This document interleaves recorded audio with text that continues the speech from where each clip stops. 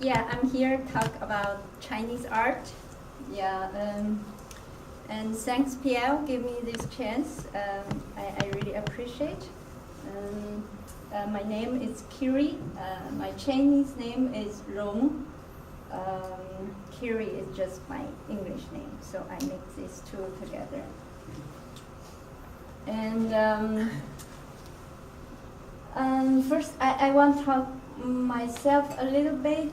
It's few important things influenced me in the art world, why I entered the Chinese contemporary art world, because it's really a very special phenomenon in China happen, and also it's not happen for normal people's life. Like this is the first things I did, probably in 1999. That's Pierre. Pierre with another guy, his name called Wang Xiang. Actually, it's his idea. He lived in this artist village. He wants to publish a book. This book is about all the artists lived in this village. It's probably like 100 to 200 artists. So in this book, like 100 artists. So I was a business person in that time, just have a little money. So I invest to begin this book, give some money to publish this book. So I have a chance to visit all the artist studio. That's the beginning of me to have the relationship with all the Chinese artists. Yeah, this is the second thing I did, which is important. It's just later I joined an auction house company, which called Google Auction House. Now it's become a very big, good one in China. And I worked there as a contemporary art manager. So I organized their first auction house, which later I'm going to talk about Chinese contemporary art. It linked a lot with marketing, business, auction. That's give me really a good chance to see the inside of the Chinese contemporary art. And that's the third thing I did. It's influenced me a lot, which this guy called Mika. And he do documentary film. And he filmed me. He chose few people in Chinese contemporary art world to document, to show the Chinese contemporary art world. And I'm the only girl there. So in 1 year, before I come here, he just always follow me. He have a big camera. He always like use a huge camera because he's a real photographer, a real camera guy. So that's his movie. Came out last year called Camera, which he chose two artists. One is Wang Guangyi. Later I'm gonna talk about that. Which this film come to the San Francisco documentary film festival, and this film now in the world everywhere go to the festival, and I'm likely to be one of the actors inside. But my movie is still not coming out. He's still waiting more material. That's something give me motivation.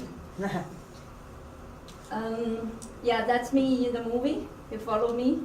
It made me feel like a star, actually. Yeah. Then I come to America. First time I come to here, it's actually I went to New York. It's also because of art project. But later I come to Bay Area. That's I had a small gallery called Asia Art Now. Also have an online sale for the art, and I made some exhibition. This is in Art Murmur. I make the exhibition called Made in China, and the artwork I all shipped from China to here, and also the artwork I use it in the San Francisco some gallery, in some show. Yeah, this is the last November Kadame show. And Pierre just talk about that. Yeah, I'm the main curator for the main room, not for the other room. And I try to bring my experience in the fine art world to the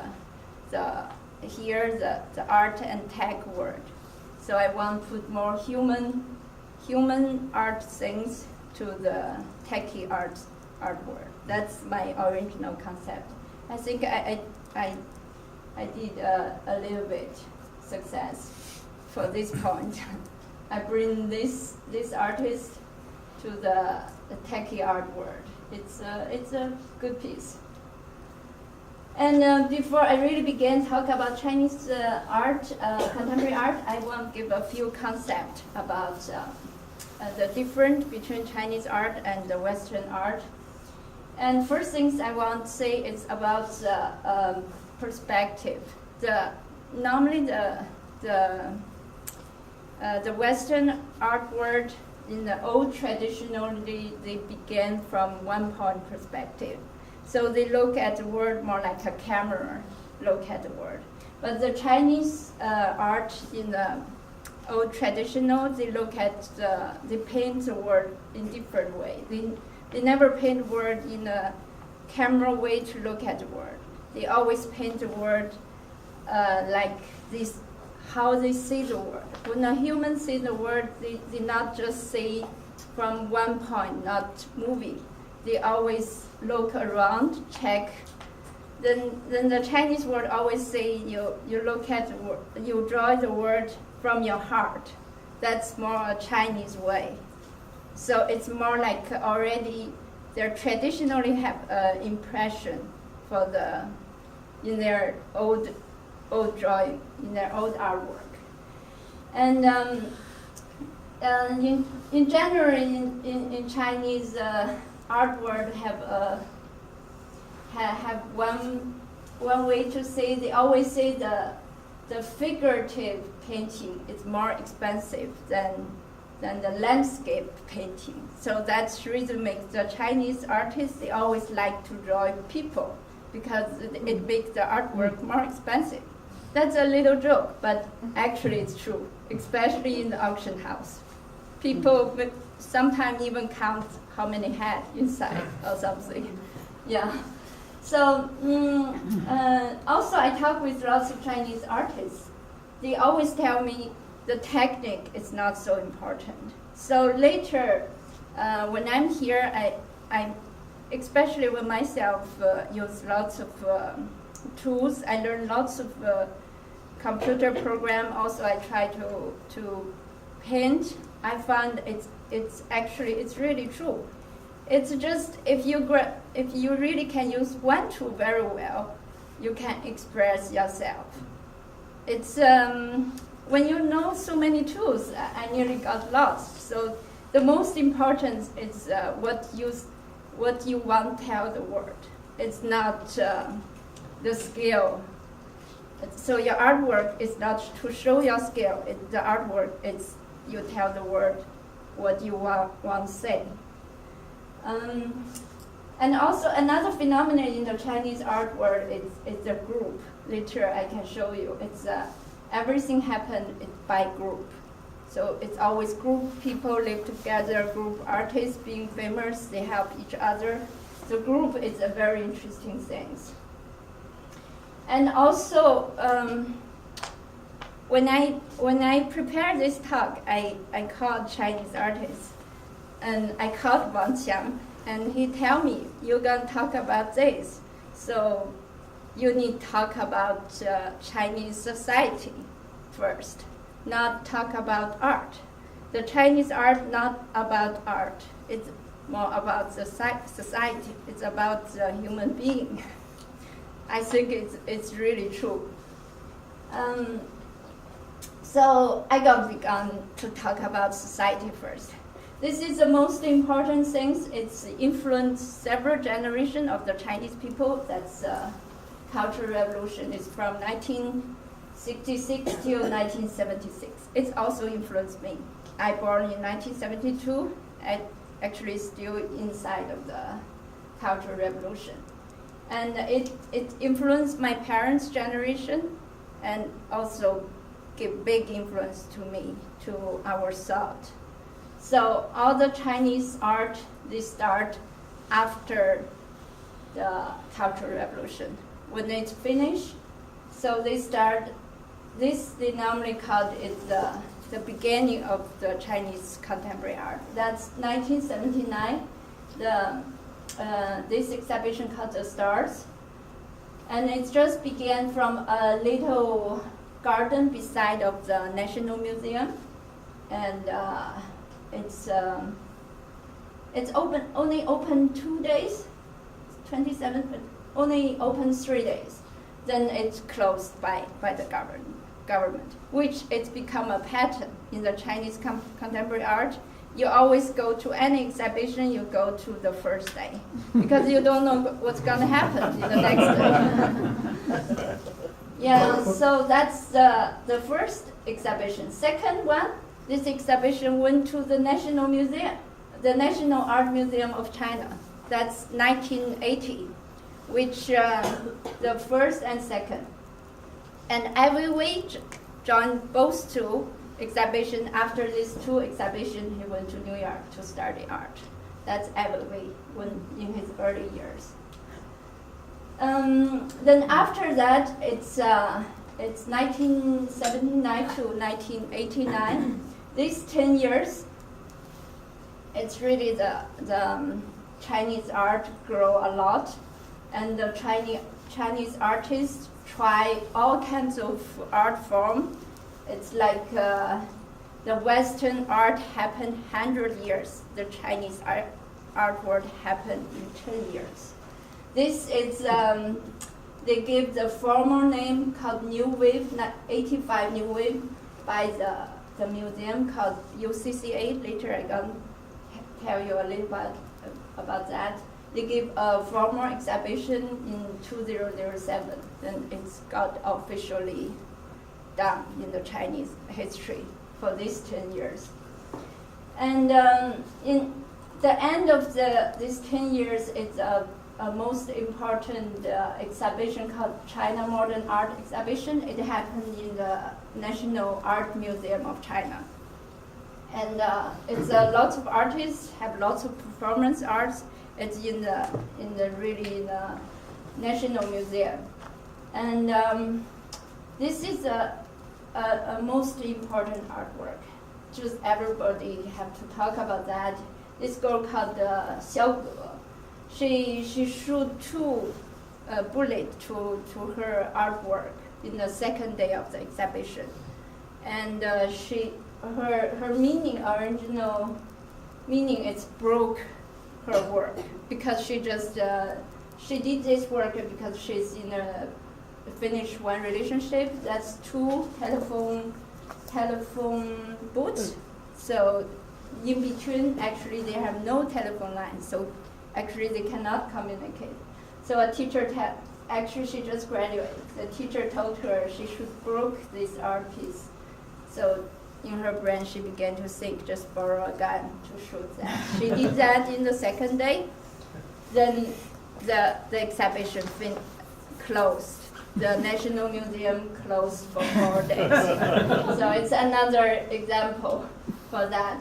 And actually, this exhibition, lots of very important work showed in this exhibition. Later, you will see a lot in the Chinese contemporary art exhibition, like this guy, Xu Bing.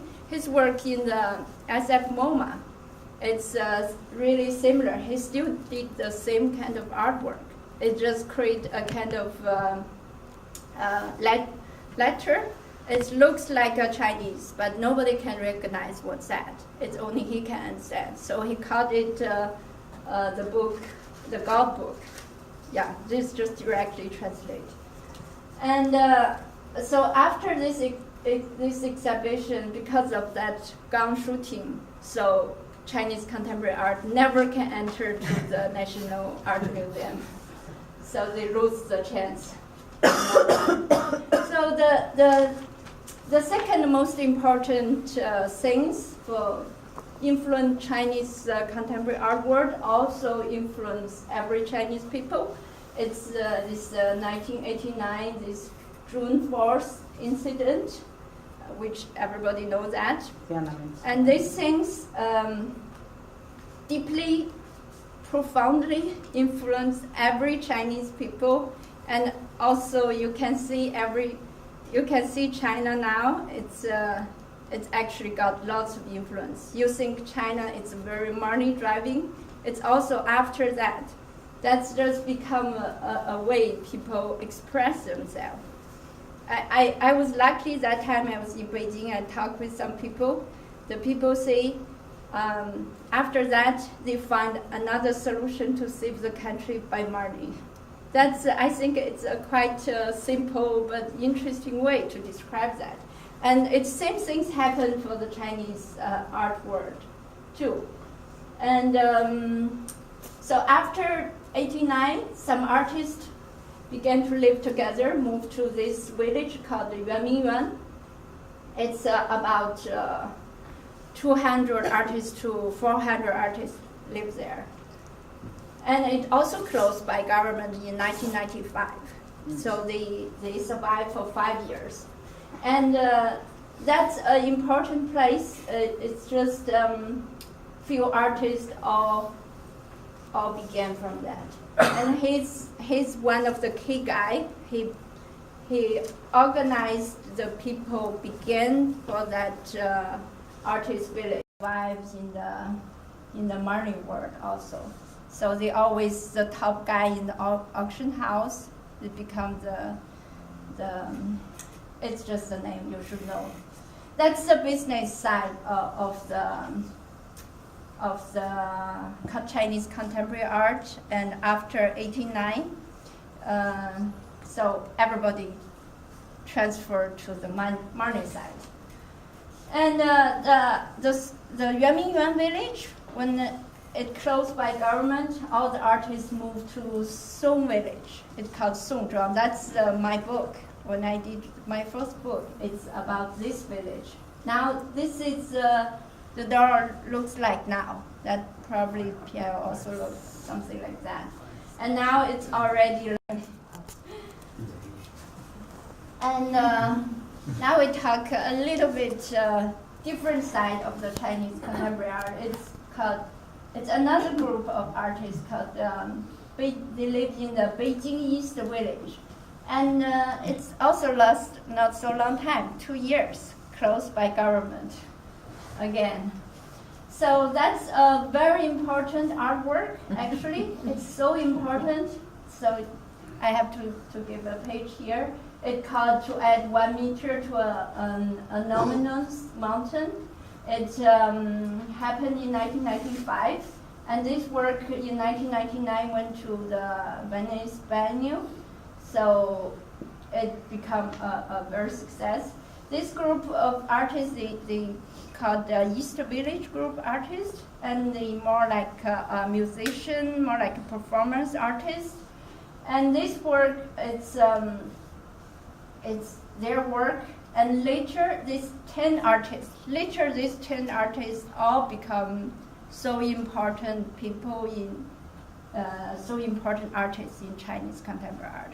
So if you go to a Chinese art fair, you don't know what's going on for this artwork, you might go back to this piece, because they might be one of the artists there, because they did so important artwork. So later, all their artwork become collectible. That I'm going to show you a few of these artists inside. This is the Zhang Huan. This Hannah sent me one time. She sent me the link. Actually, he's one of the Nick guy inside. Mm-hmm. So that he's went to the Venice Biennial. So later, every of his work also it's become part of the Chinese contemporary art scene. And Cang Xin, he always used tongue to touch everything. At his early work, it's for lots of people, it's hard to understand. And he's one of the naked guy inside. And Ma Liuming, it's also his picture. You can see a lot in the Chinese art fair, and lots of gallery have his work. He always shows both sides of him, the woman's side and the man's side. He's a very pretty woman, but he's a boy. So he used that as his work. And this guy, you also need to know him because he's a big phenomenon in China, the music world. It's his name called 左小诅咒 because lots of people talk about him, like his music. Some big half of the Chinese people hate his music. Yeah, because his music sounds really horrible. Later I'm gonna show this music to you. And everybody like his music. So he, in the everybody's documentary film, always use his song as his film. So we talk about everybody, but I want to begin everybody from these two sentences. He talked about 左小诅咒, the musician.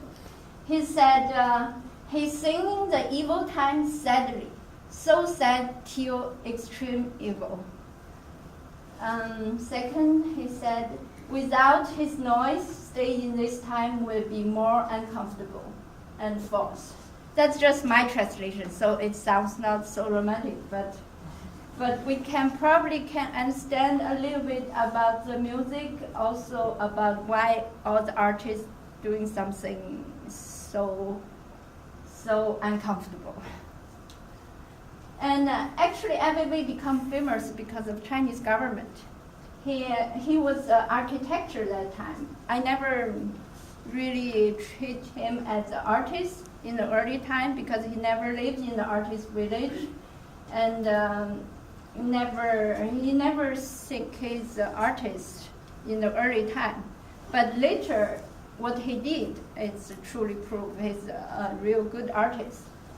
And in 2008, government, this Nestle statue, he's a consultant, so he really gets the name in China. Every Chinese people know his because of that.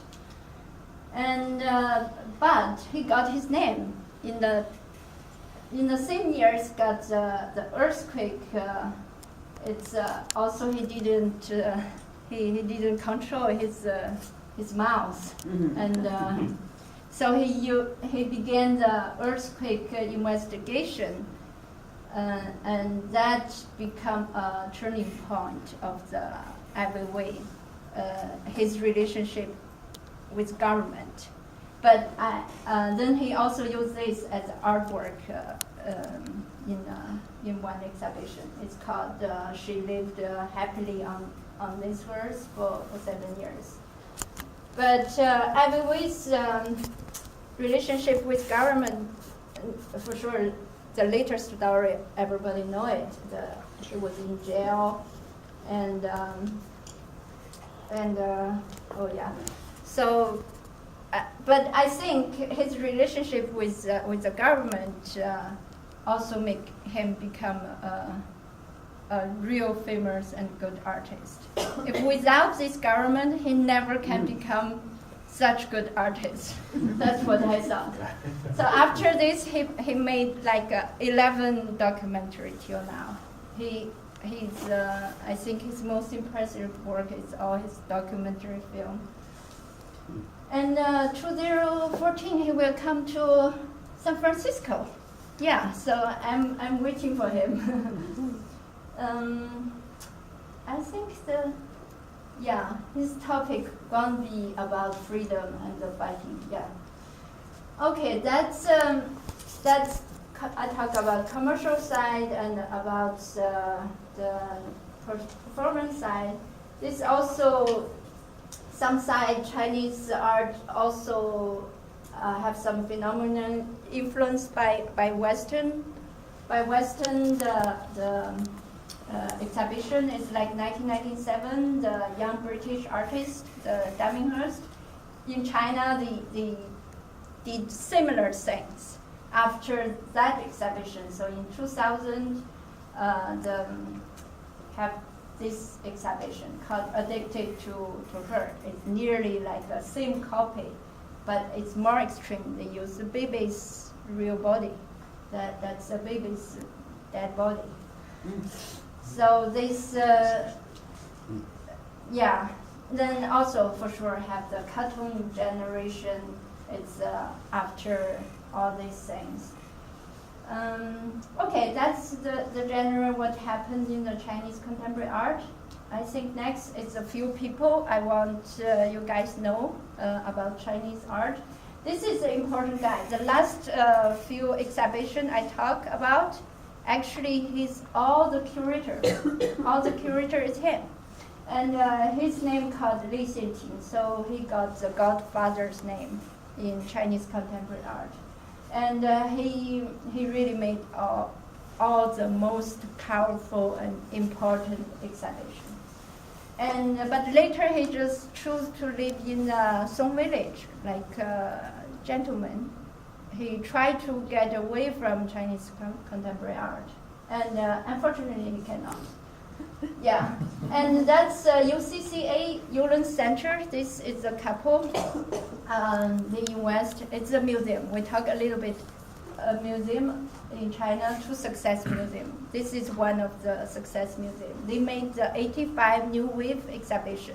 That's an important exhibition. They are the collector from the Belgium. It's a Yulin couple. So their museum called the Yulin Center. Lots of they made lots of important exhibitions. And if you go to China, you go to 798. That's the place you must go. And next one is Today Art Museum. Actually it's a real estate company built this museum. So it's these two museums are private museums. They are success. They did some good. They find a way to survive and did good exhibition. And this actually, I have to give him a page because he really the beginning collector of the Chinese contemporary art called Wu Li Sik. His collection go everywhere, exhibition, I think even here. And he really collects nearly all the pieces of the Chinese artist pieces in the early day. So he's important. He's the ambassador in China for a few years. After ambassador, so he began to collect Chinese art. So, and I want to see just a few things, give a conclusion. And I think it's really lots of business and Western taste involved for the Chinese contemporary art. I think it's all the artists, they are really smart, and they are smart group of people create a kind of needing product in some way. That's a quick conclusion, but I got a strong feeling about that. And Fang Lijun, Yue Bingjun, the artist I talk about, Fang Lijun now owns 9 very successful restaurants in China. Yue Bingjun also have a chain restaurant. So they are artists, same time they are business people. And I think art is a window, open a new world for us and for all the Chinese people, but life is always more important. I think all the artists, they just try, they have the big desire for life. They just want to live a better life. And that's the CD of the Ivy Wei's documentary film called The Beautiful Life. That I think that was also what he fight for. It's just fight for the beautiful life, fight for the freedom.